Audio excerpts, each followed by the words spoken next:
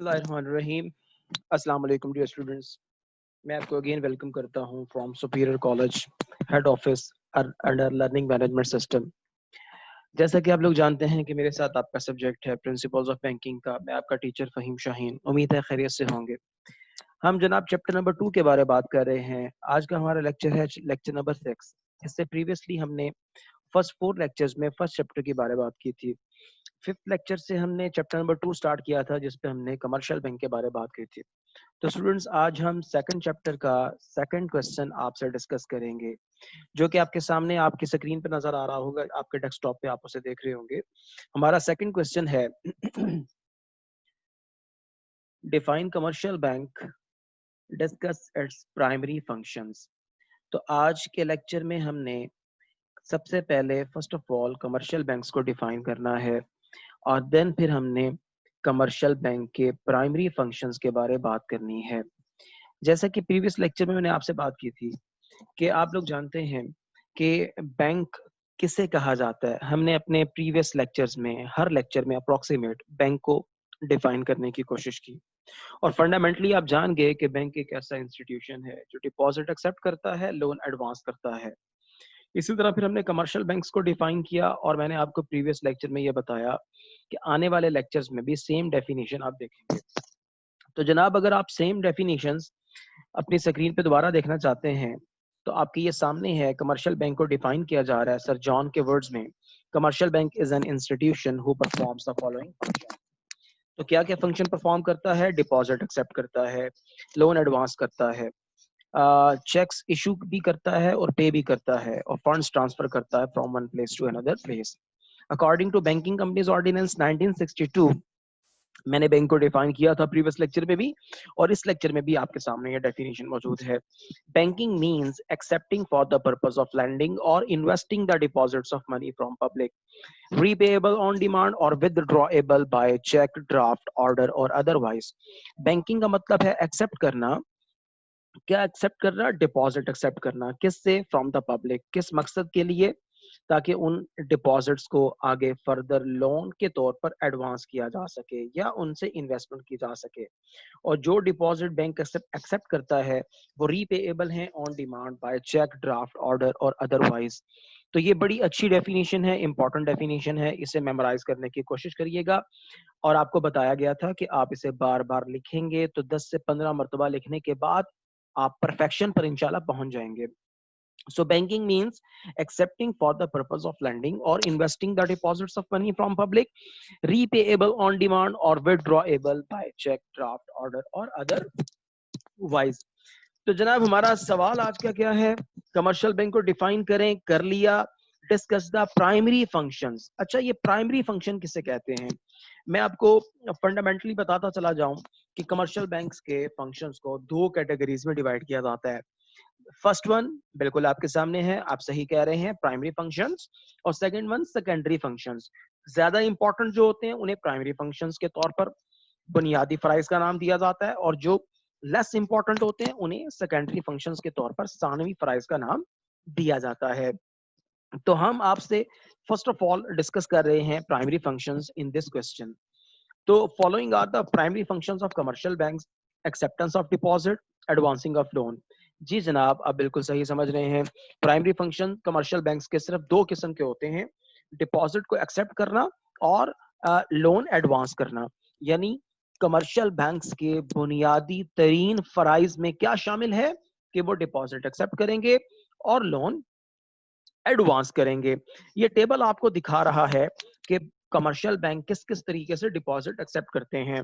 तो इसमें चार तरीके हैं जिनके जरिए से आप अपनी रकम को बैंक में जमा करवा सकते हैं और कमर्शियल बैंक डिपॉजिट को एक्सेप्ट कर सकते हैं: current account, saving account, fixed deposit account और फॉरेन करेंसी अकाउंट। तो जनाब, यकीनन आप बिल्कुल सही समझ रहे हैं कि हमारा प्रीवियस लेक्चर भी सेम यही क्वेश्चन था, जिसमें हमने ये चारों अकाउंट्स डिस्कस किए थे। कौन कौन से जी? Current account, saving account, fixed deposit account और फॉरेन करेंसी अकाउंट। हमारा वो सवाल था क्या? वो सवाल था डिफाइन कमर्शियल बैंक और डिस्कस इट्स इंपॉर्टेंट अकाउंट्स। तो ये ना सिर्फ कमर्शियल बैंक के इंपॉर्टेंट अकाउंट्स हैं, बल्कि ये प्राइमरी फंक्शन की फर्स्ट हेडिंग में भी शामिल हैं, जिसे हम कह रहे हैं एक्सेप्टेंस ऑफ डिपॉजिट। दूसरी तरफ आ जाए तो एडवांसिंग ऑफ लोन। दूसरा जो बैंक का प्राइमरी बुनियादी फंक्शन है वो लोन एडवांस करना। ये वो तमाम तरीके हैं जिनके जरिए से बैंक लोन एडवांस करता है अपने कस्टमर्स को, जिसमें हम डिमांड लोन की बात करेंगे, short term, medium term, long term loan की बात करेंगे, मॉर्गेज और बाय ओवरड्राफ्ट की बात करेंगे। सो फर्स्ट ऑफ ऑल जी, एक्सेप्टेंस ऑफ डिपॉजिट में ये जो है येलो हेडिंग आपको नजर आ रही है बड़े वाली, एक्सेप्टेंस ऑफ डिपॉजिट, तो following are the ways through which bank accept the deposit from its customer. उन तमाम वेज में पहला जो तरीका है वो करंट अकाउंट का है। This account is suitable for businessman, government institutions and individuals. सबसे ज्यादा पॉपुलर फॉर्म है, इसमें अकाउंट होल्डर जितनी मर्जी रकम जमा करवाना चाहे, विड्रॉ करना चाहे ड्यूरिंग बैंकिंग आवर्स कर सकता है। बैंक इस पर इंटरेस्ट पे नहीं करता, ओवरड्राफ्ट की फैसिलिटी दी जाती है। दूसरा अकाउंट सेविंग अकाउंट है।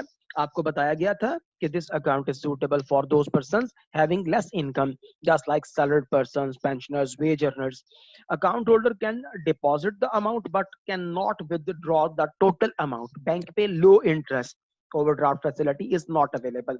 तो ये दूसरा तरीका है जिसके जरिए से बैंक डिपॉजिट एक्सेप्ट करता है। तीसरे तरीके में बैंक फिक्स डिपॉजिट के तौर पर डिपॉजिट एक्सेप्ट करता है, जिसमें खास रकम जमा करवाई जाती है एक खास मुद्दत के लिए। बैंक पे high rate of interest on this account. और fourth one is the foreign currency account. This account is opened in foreign currency instead of local currency. ये current account, saving account, fixed deposit account तीनों सूरतों में हो सकता है। This account is exempted from zakat and tax. So dear students, ये जो चार accounts हैं ये कमर्शियल बैंक के प्राइमरी फंक्शन की पहली हेडिंग की चार सब हेडिंग्स हैं। तो प्राइमरी फंक्शंस में नंबर 1 हमने क्या बात की, एक्सेप्टेंस ऑफ डिपॉजिट्स। तो bank current account, saving account, fixed deposit account और फॉरेन करेंसी अकाउंट के जरिए से डिपॉजिट्स को एक्सेप्ट करता है। प्राइमरी फंक्शन की दूसरी कैटेगरी जनाब एडवांसिंग लोन आपके सामने है। एडवांसिंग लोन में हमने सबसे पहले बात करनी है डिमांड लोन की। इसको समझ लें, डिमांड लोन को उर्दू में कहते हैं तलबी कर्जे, जिस यानी तलब करना, डिमांड करना। तो ये वो कर्जे हैं जो बैंक अपने कस्टमर से किसी भी वक्त वापस तलब कर सकता है, डिमांड कर सकता है। और बैंक ये अपने बहुत ज्यादा क्रेडिट और ट्रस्ट वर्दी कस्टमर्स को ये लोन एडवांस करता है। So these are the loan which can be demanded back by the bank at any time. A bank generally issues such type of loan to the rich and trustworthy customers of the bank. दूसरे जी short term loan, ये इसमें एक बुनियादी तरीन बात समझ लीजिएगा कि ये कर्जे 1 साल या उससे कम अरसे के लिए जारी किए जाते हैं। So these loans are issued to meet the day to day requirements of the business for the period of 1 or less than 1 year. Medium term loan में बात समझ लीजिएगा कि ये वो कर्जे हैं जो 1 साल से जायद 5 साल से कम यानी 1 से 5 साल के लिए जारी किए जाते हैं। These loans are issued to purchase the raw material or to meet the administrative expenditures for the business for the period of 1 to 5 years. Long term loan याद रखिएगा 6 से 10 साल के लिए जारी किए जाते हैं और ये कैपिटल फाइनेंसिंग यानी लॉन्ग टर्म एसेट्स को परचेज करने के लिए बैंक जारी करता है। Mortgage loan, these loans are advances against immovable properties like land and building. यानी अगर आप बैंक के पास अपनी लैंड और बिल्डिंग के कागजात रखवाकर बैंक से लोन ले रहे हैं तो that will be known as mortgage loan, बजरिया रहन इसे कहते हैं। ओवरड्राफ्ट जनाब, ये पहले भी बात हुई है, मजीद इसको एलेबोरेट कर देता हूँ। अगर मेरे अकाउंट में 5,000 है, मैं फॉर टाइम बीइंग 6,000 विड्रॉ करवाना चाहता हूँ, मेरा करंट अकाउंट है, बैंक मुझे अलाउ करता है कि आप 5 की बजाय 6,000 विड्रॉ कर लें, तो 1,000 जो मैंने ज्यादा अमाउंट विड्रॉ की उस 1,000 को ओवरड्राफ्ट कहेंगे। इसे रनिंग फाइनेंस भी बोलते हैं, इसे जारी मालियात भी बोलते हैं। Some time bank allows its customer to withdraw more than the deposited amount which they have in their accounts. The excessive amount withdrawn by the customers is known as OD, overdraft. Overdraft is also known as running finance. ये जहन में रखिएगा। So dear students, it's all about the functions, primary functions of commercial bank. उम्मीद करता हूं कि आप इस टॉपिक को बहुत अच्छा सीखेंगे। इस टॉपिक में एक फेवर आपके लिए क्या है कि आप हाफ टॉपिक पहले से पढ़कर याद कर चुके होंगे, जो जो क्या है जी, एक्सेप्टेंस ऑफ डिपॉजिट के अंदर 4 अकाउंट्स जो फर्स्ट लेक्चर में हमने, सेकंड चैप्टर के फर्स्ट लेक्चर में हमने डिस्कस किया था। सो प्राइमरी फंक्शन को अलग अगर मैं समराइज करूं तो प्राइमरी फंक्शन कमर्शियल बैंक के दो कैटेगरीज में डिवाइड किए जाते हैं, जिसमें एक्सेप्टेंस ऑफ डिपॉजिट है और एडवांसिंग ऑफ लोन है। एक्सेप्टेंस ऑफ डिपॉजिट में आप चार बातें करेंगे, current account, saving account, fix deposit account, foreign currency account. और एडवांसिंग लोन में आप बातें करेंगे जो आपसे मैंने डिफरेंट कैटेगरीज बोली हैं, just like demand loan, short term, medium term, long term loan, project loan, mortgage loan, overdraft and so on. So second chapter का ये सेकंड क्वेश्चन है, आप इसको अपनी किताब से अच्छे तरीके से मेमोराइज करिएगा। किताबें, बुक्स लाजमी परचेज कर लीजिएगा।